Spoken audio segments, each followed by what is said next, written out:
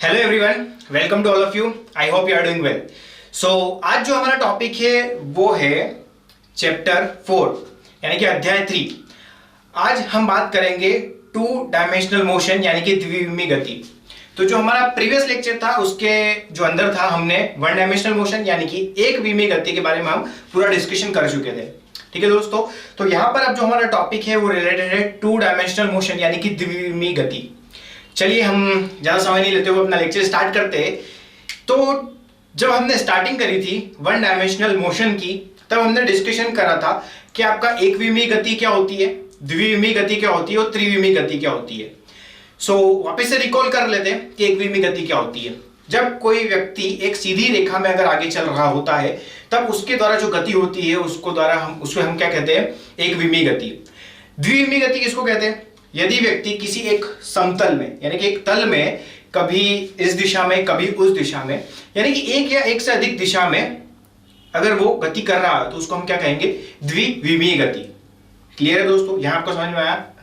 अब त्रिविमीय गति क्या होती है कि यदि कोई व्यक्ति स्पेस में यानी कि ब्रह्मांड में अगर वो कहीं गति कर रहा है तो वो एक्स दिशा, वाई दिशा और जेड दिशा तीनों के अनुदिश अगर गति कर रहा हो तो उसको हम क्या कहेंगे, त्रिविमीय गति। यहां तक क्लियर है दोस्तों। चलिए, तो हमारा जो ये चैप्टर है किससे रिलेटेड है, टू डायमेंशनल मोशन से। तो इसके अंदर हमको क्या क्या पढ़ना रहेगा, हमको पढ़ना रहेगा मोशन अंडर ग्रेविटी यानी कि गुरुत्वाकर्षण के अधीन अगर कोई गति हो रही होती है तो हम उसे किस तरीके से सॉल्व कर सकते हैं, उसकी वेलोसिटी, उसका वेग, और ये हमको सारा इसके अंदर डिस्कशन करना रहेगा। क्लियर है दोस्तों। चलिए, अब जो 2D मोशन होता है उसके बारे में हम बात कर लेते हैं। सबसे पहली हमारी जो हेडिंग रहेगी वो क्या रहेगी, द्विविमीय गति। ये जो द्विविमीय गति होती है ये क्या होता है, सबसे पहले यह डिस्कशन हमें करना है। ठीक है दोस्तों, तो यहां हम लिख सकते हैं, यदि कोई वस्तु किसी समतल में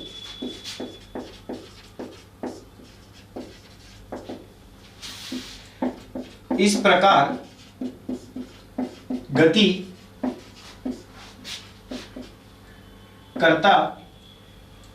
करती है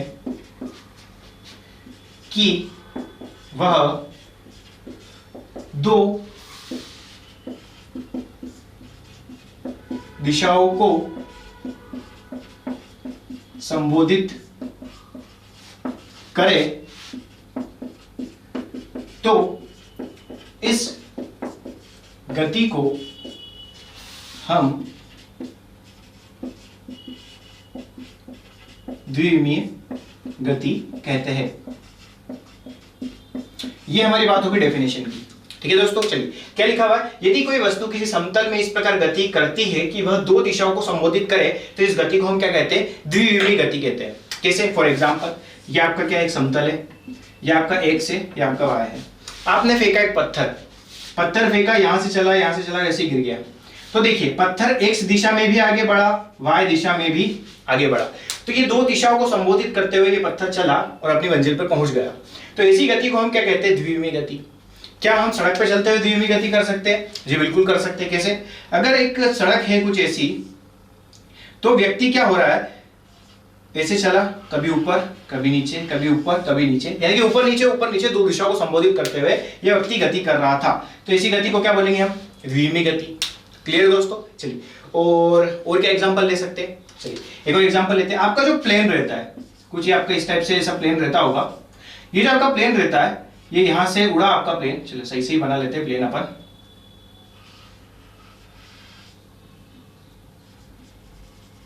तो ये जो था आपका क्या था, प्लेन था।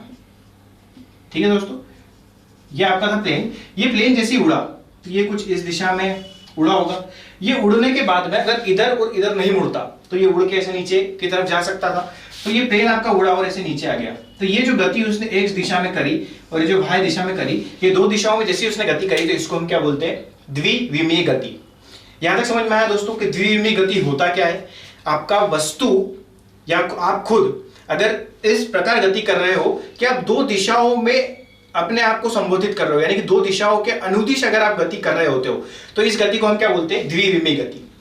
ठीक है दोस्तों। चलिए अब हमें पढ़ना क्या है, सबसे पहले वर्ड डिस्कशन कर लेते हैं। चलिए, तो यहां पर आपने देखा कि एक्स और वाई के टर्म्स में हमको दो गति मिली, तो हम इसी से रिलेटेड बात करते हैं थोड़ी सी। चलिए इसको रफ कर देते हैं हम। आपने नोट कर ही लिया होगा इसे, नहीं किया हो तो आप स्क्रीनशॉट ले सकते हैं इसको रिवर्स करके। चलिए ये हम इसको रफ कर देते हैं। चलिए दोस्तों, अब हमें बात करना है यहाँ पर स्थिति सदिश का। स्थिति सदिश का महत्व क्यों है यहाँ पर, वो अभी आपको देखने को मिलेगा। चलिए दोस्तों, यहाँ क्या था, एक मेरे पास में एक पंछी था, यहाँ पर एक बर्ड था, ये कोई भी बर्ड होगा, एक XYZ, ये मेरे पास बर्ड था, ये कुछ हवा में इस पोजीशन पे लटका हुआ था। मुझे इसका पोजीशन पता करना था कि ये किस जगह हवा में है। तो हमने क्या किया, एक रेफरेंस बनाया, एक रेफरेंस लिया मैंने कुछ x, एक रेफरेंस लिया मैंने y, और एक किसी पॉइंट को मैंने नाम दिया मूल बिंदु यानी 0 0। ठीक है, निर्देशांक बना दिए हैं मैंने 0 0। अब इस निर्देशांक के ऊपर मैं खड़ा होता हूं, उस जगह खड़ा होकर मैं इस पंछी की स्थिति को पता करना चाहता हूं। तो मैं कैसे पता करूंगा कि तो मैं डायरेक्ट इस पंछी के पास ऐसे पहुंच जाऊं, ये भी पॉसिबल है, या फिर मैं काम करता हूं कि x में इतना आगे बढ़ूं और फिर y में इतना आगे बढ़ूं, यानी कि x दिशा में मैं कुछ आगे बढ़ता हूं और थोड़ा सा y दिशा में कुछ मैं आगे बढ़ता हूं। ठीक है दोस्तों, इस तरीके से मैं स्थिति को पता कर सकता हूं। तो यहां से मुझे पता चला कि ये कुछ x दिशा में कुछ x दूरी के ऊपर था और y में कुछ y दूरी पर ये था, यानी कि इसके जो निर्देशांक थे वो मुझे मिल चुके x और y। ठीक है दोस्तों, इतना क्लियर हुआ है। तो ये जो सदिश है x y, या फिर ये जो डायरेक्ट वाला r, इसको नाम दिया हमने, ये जो सदिश है, ये सदिश इसकी स्थिति को बता रहे हैं, तो यही सदिश को हम क्या कहते हैं, स्थिति सदिश कहते हैं। क्लियर है दोस्तों। चलिए अब यहाँ पर 2D मोशन और इसका क्या रिलेशन है, तो वो भी हम डिस्कशन करेंगे। देखिए दोस्तों, ये था आपका x और ये था आपका y। स्थिति सदिश पता करने के बाद में मुझे इसके पास जाना था, तो मैं या तो इस रास्ते से उड़ के जा सकता हूँ, इंसान उड़ नहीं सकता मगर बोलने में क्या जाता है, ठीक है, मैं इसे उड़ के जा सकता हूँ सुपरमैन की तरह। तो उड़ने में क्या हुआ कि मैंने इस दिशा में भी गति करी, इस दिशा में भी गति करी, तो ये रिलेट हो गया किससे, द्विविमी गति से। क्लियर दोस्तों। या फिर मैं ऐसा काम कर सकता हूं कि मैं पहले x दिशा में चलूं, फिर थोड़ी देर बाद y दिशा में चलूं, तो मेरा x दिशा में और y दिशा में दोनों का कॉम्बिनेशन में जो चलना हुआ, उसी को क्या नाम दिया गया, द्विविमी गति। क्लियर है दोस्तों। चलिए अब स्थिति सदिश की बात कर रहे थे और हम, तो स्थिति सदिश क्या होता है, चलिए देखिए, यहाँ पर x हो चुका है हमारा, y हो चुका है। अभी जो x था, ये एक सदिश की हम बात कर रहे हैं, तो यहाँ पर क्या आएगा आपका i कैप, x के ये x आपका परिमाण हो गया और i कैप आपकी दिशा को रिप्रेजेंट कर रहा है। y के लिए क्या आ जाएगा यहाँ पर, j कैप। ठीक है दोस्तों, अब आपको क्या निकालना था, इस r की वैल्यू निकालनी थी कि अगर मैं x और y में नहीं जाता हूं और सीधे अगर r की तरफ से अगर मैं जाता हूं, तो मुझे उस r की वैल्यू निकालनी कि मुझे कितना चलना पड़ेगा। ठीक है, तो हम कैसे निकाल सकते हैं, तो आपने सदिश वाला चैप्टर पढ़ा ही है, सदिश विश्लेषण। तो यहाँ पर आप देख सकते हो कि ये हमको एक ट्राइंगल के फॉर्म में दिख रहा है, ये कुछ 90 डिग्री बना रहा है, तो हम इसको कर्ण बोल सकते हैं, इसको लंब बोल सकते हैं, इसको आधार बोल सकते हैं। तो हमें पता है कि कर्ण की घात 2 इज इक्वल टू क्या होता है, आपके पास में है लंब की घात 2 प्लस आधार की घात 2, ये कुछ होता है दोस्तों, ऐसा कुछ रहता है। ठीक है, चलिए जब मैंने इसका अंडर रूट यहां लगाया, तो यहां क्या बचा मेरे पास में, x square plus y square. तो ये जो r निकल कर आया है, ये है परिमाण किसका, इस r का, इस r का क्या है, ये परिमाण है। क्लियर दोस्तों। दिशा की बात करें तो दिशा आप इसकी कैसे निकाल सकते थे, देखिए एक्स अक्ष से ये कुछ थीटा डिग्री का कोण बना रहा है, अगर ये थीटा डिग्री का कोण मुझे पता चल जाता है, तो मैं बता सकता हूं कि इसकी दिशा कौन सी होगी। क्लियर दोस्तों। अब रही बात, आप सोच रहे हो ये आई और ये जे कहां गया, तो आपको पता ही है कि i dot i is equal to 1 होता है और j dot j is equal to 1 होता है। तो डोंट गेट कंफ्यूज मत होइए। और आपने सदिश विश्लेषण चैप्टर नहीं देखा होगा तो आप प्लेलिस्ट में जाके 11th का जो चैप्टर है हिंदी मीडियम से रिलेटेड सदिश विश्लेषण, आप वहां जाके देख सकते हो। ठीक है दोस्तों, ये समझ में आया आपको, यानी कि r निकालने के लिए x और y की रिक्वायरमेंट थी, हमने वो निकाल लिया। अब दिशा की अगर बात करें तो इसी ट्रायंगल के अंदर अगर हम tan थीटा लगाते हैं, तो tan theta is equal to क्या होता है, परपेंडिकुलर अपॉन में बेस, लंब बटे आधार। तो लंब कितना है यहाँ पर, इतना, और आधार कितना है, x i के। तो इसके अकॉर्डिंग आप इसका थीटा कैलकुलेट कर सकते हो और tan इनवर्स आपके पास में कुछ भी वैल्यू निकल कर आ जाएगी y अपॉन x से रिलेटेड। तो आप यहां से क्या निकाल सकते हो, थीटा निकाल सकते हो। क्लियर दोस्तों, ये समझ में आया, तो आप इसको पहले तो नोट डाउन कर लीजिए।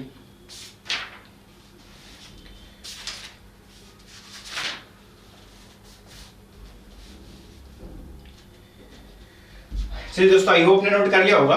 तो ये जो था आपका क्या था, एक परिमाण था x और y से रिलेटेड, और ये हमने किसकी बात करी थी, स्थिति सदिश की। स्थिति सदिश की बात क्यों करी, आपको समझ में आ गया। यानी कि यहां पर अगर कोई व्यक्ति r दिशा के अनुदिश गति कर रहा हो तो उसकी दो तरह की क्या होगी, वेलोसिटी यानी कि वेग होगा। वो x दिशा में भी किसी वेग से आगे बढ़ रहा होगा और y दिशा में भी किसी वेग से आगे बढ़ रहा होगा। तो यहां से स्थिति सदिश किस तरीके से हम निकाल सकते हैं वो आपको समझ में आ चुका होगा। क्लियर है दोस्तों। चलिए, आपने नोट कर लिया है तो हम थोड़ी सी आगे बात कर लेते हैं। चलिए दोस्तों, स्थिति सदिश हम देख चुके हैं। अब स्थिति सदिश का जो कॉन्सेप्ट हमने देखा था कि x और y से कैसे हमने r निकाला, सेम कॉन्सेप्ट इस क्वेश्चन में लगेगा। इसलिए हमने सबसे पहले देखा स्थिति सदिश को। अब क्वेश्चन कहता है, यहां पर एक पत्थर था, मैंने इस पत्थर को फेंका। जैसे मैंने पत्थर को फेंका तो पत्थर जो था x दिशा में भी आगे बढ़ा और y दिशा में भी आगे बढ़ा। तो ये गति हुई आपकी कौन सी, द्विविमीय गति। यहां तक क्लियर है दोस्तों। चलिए आगे बात करते हैं। जैसे मैंने पत्थर को फेंका तो पत्थर t समय पर कुछ इतनी डिस्टेंस कवर कर चुका था, ये वाली देख रहे हो आप, ये वाली डिस्टेंस कुछ कवर कर चुका था। अब इस डिस्टेंस को जो व्यक्त किया है क्वेश्चन ने, वो कुछ ऐसे बताया है कि जो पत्थर था वो x दिशा में कुछ √2.1t आगे बढ़ा है और y दिशा में कुछ 2t - 4t स्क्वायर मीटर ऊपर चढ़ा है। ये समझ में आया दोस्तों। चलिए, अब क्वेश्चन पूछना चाहता है कि यदि वो x में इतना चला है और y में इतना मीटर चला है, तब उसका प्रारंभिक वेग क्या होगा, यानी कि उसका जो u है वो क्या होगा। क्या आपने पत्थर को x में फेंका था, जी नहीं। क्या पत्थर को आपने y में फेंका था, ये भी बात नहीं है। तो पत्थर को फेंका कहां था, पत्थर को फेंका था हमने x में और y के बिल्कुल बीच में। फॉर एग्जाम्पल ये ले लीजिए, ये x है और ये y है, पत्थर को मैंने फेंका यहां से, यानी कि दोनों दिशाओं में पत्थर को फेंका गया है। पत्थर को फेंका हमने कुछ ऐसा तिरछे अंदाज में कि वो x मीटर भी आगे बढ़ा और y मीटर भी आगे बढ़ा। अब वो जो क्वेश्चन है पूछना चाहता है कि उसकी प्रारंभिक वेलोसिटी क्या है, तो क्या हम निकाल सकते हैं, जी बिल्कुल निकाल सकते हैं। कैसे, देखिए, यदि मैं बात करूं ये जो वेलोसिटी है, अगर मैं इसको तोड़ता हूं कंपोनेंट्स में, यानी कि इसको दो भागों में विभाजित करता हूं, तो ये क्या होगा, देखिए ये जो होगा कुछ x दिशा से कुछ थीटा एंगल अगर बना रहा है तो इसका कुछ इस दिशा में जो वेग रहेगा कुछ ux रहेगा और इस दिशा में जो वेग रहेगा वो क्या रहेगा, uy रहेगा। और जो ux रहेगा इसको हम बोल सकते हैं u cos थीटा और इसको हम क्या बोल सकते हैं, u sin थीटा। इतना क्लियर। ये कंपोनेंट्स में डिवाइड करना तो आपको आता ही होगा। ये जो u है, अगर थीटा एंगल बना रहा है एक दिशा से तो इसका इधर कंपोनेंट क्या हो जाएगा, u cos थीटा। उसी को हमने नाम दे दिया ux, और ऊपर वाला क्या रहेगा, u sin थीटा, उसको हमने नाम दे दिया है uy।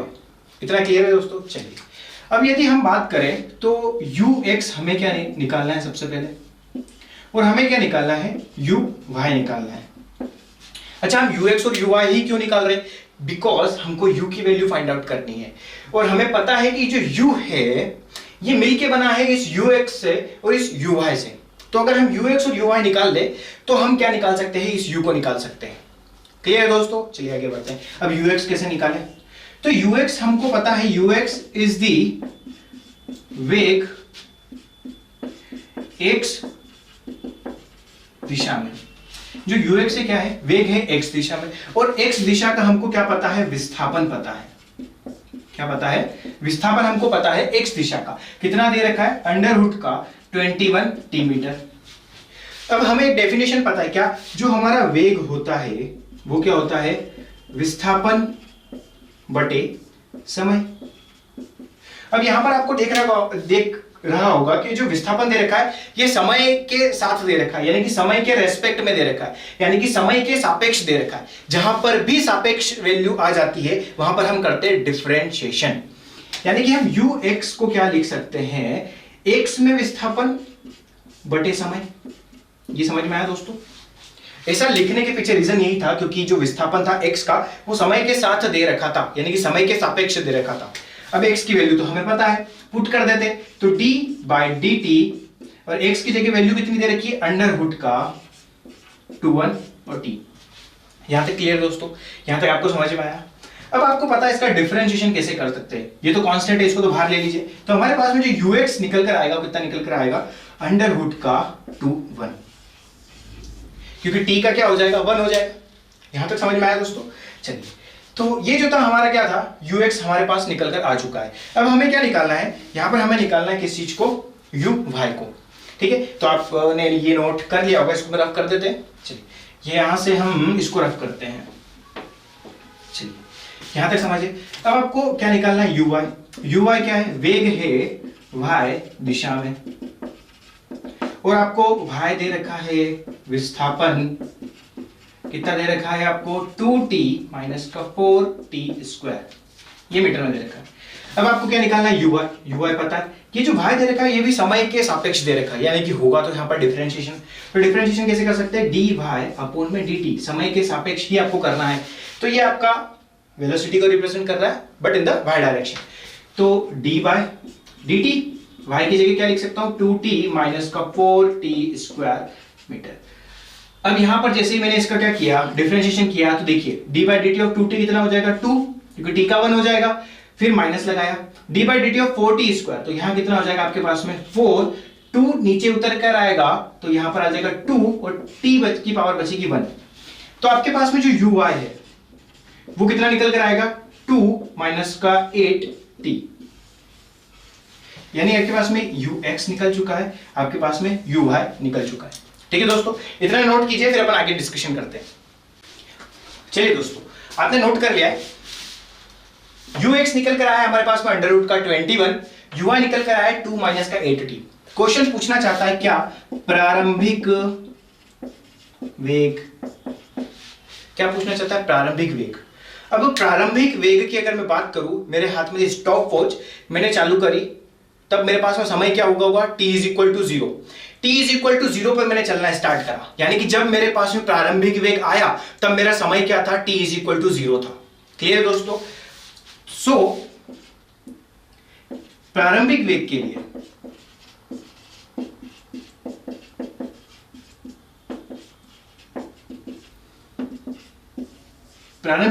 हमारा जो t इज इक्वल टू क्या रहेगा, 0। t इज इक्वल टू 0 पर उसकी जो x में वेलोसिटी थी वो कितनी थी, अंडर रूट का 2t, और y में जो वेलोसिटी थी वो कितनी थी, 2 माइनस का 8। अब t की जगह मैं क्या रख दूंगा, 0, यानी कि मेरा uy कितना निकल कर आया, 2। यानी कि जब वस्तु जैसे ही चलना स्टार्ट करती है तब उसका x में जो वेग रहता है वो रहता है अंडर रूट का 21, और जो y में वेग रहता है वो रहता है 2। इतना क्लियर है दोस्तों। चलिए अब मुझे निकालना है u। अब ये u है, ये दो चीजों से मिलकर बना है, इस x से और इस y से। अब क्या मैं इसको ऐसा लिख सकता हूं, अंडर रूट का ux का स्क्वायर प्लस uy का स्क्वायर, ये स्थिति सदिश वाला कॉन्सेप्ट। यानी कि ये आपका कोई स्थिति सदिश था, ये आपका x था, ये आपका कुछ y था, और आपने क्या निकाला था, r is equal to under root का x square plus y square. Same वही कॉन्सेप्ट है यहाँ पर, बस यहाँ पर वेलोसिटी आ चुकी है। तो u इज इक्वल टू मेरे पास में आ जाएगा अंडर रूट का 21 का स्क्वायर प्लस ये कितना आपके पास में 2 का स्क्वायर, तो ये कितना हो जाएगा 21 प्लस 4, ये कितना हो जाएगा अंडर रूट का 25। यानी कि आपके पास में जो u निकल कर आएगा वो कितना निकल कर आएगा, 5 मीटर पर सेकेंड। यानी कि जब मैंने पत्थर फेंका तब उसका जो प्रारंभिक वेग था, ये वाला स्टार्टिंग का जो वेग था वो कितना था, 5 मीटर पर सेकेंड। क्लियर दोस्तों।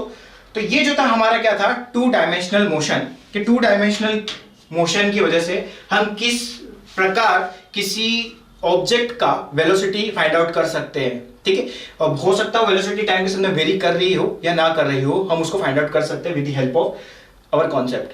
हमारा जो कॉन्सेप्ट था वो क्या था, स्थिति सदिश वाला, उसके थ्रू हमने सॉल्व किया और इसका प्रारंभिक वेग निकाल लिया। ठीक है दोस्तों, ये समझ में आया। तो ये जो था हमारा आज का इंट्रोडक्शन था 2 डायमेंशनल मोशन का। आई होप आपको ये इंट्रोडक्शन पसंद आया होगा। अब रही बात जो 2 डायमेंशनल मोशन रहता है, उसके अंदर हमें बात करना रहेगा प्रोजेक्टाइल मोशन, यानी कि प्रक्षेप्य का। ठीक है दोस्तों, प्रक्षेप्य की हम बात करेंगे हमारे नेक्स्ट लेक्चर में। प्रक्षेप्य होता क्या है, प्रक्षेप की रिक्वायरमेंट क्यों पड़ी, वो सारा डिस्कशन हम नेक्स्ट चैप्टर में करेंगे। ठीक है, तो thank you so much guys. I hope आपको इंट्रोडक्शन लेक्चर पसंद आया होगा, और यदि आपको स्थिति सदिश और इसमें थोड़ा कंफ्यूजन हुआ है तो आप हमारे प्रीवियस लेक्चर जो सदिश विश्लेषण है उसको आप देख सकते हैं। ठीक है, thank you so much guys. I hope you are liking our video. Thank you.